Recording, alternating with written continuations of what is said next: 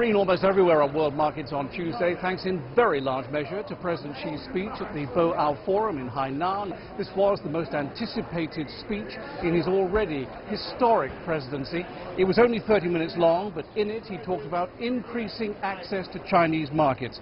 World markets like the sound of that. He talked about reducing tariffs. They like the sound of that as well. And most importantly, what he didn't do, he did not inflame the situation further.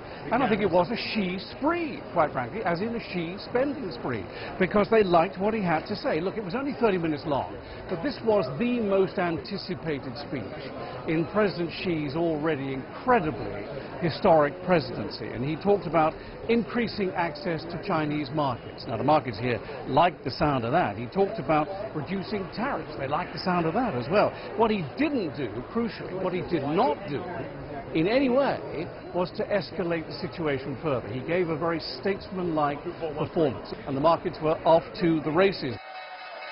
The Dow closing in New York ahead by 1.7% or 427 points. The Nasdaq up a whopping 2%, and the broad market, the S&P 500, ahead by 1.6%, completely erasing the losses for April.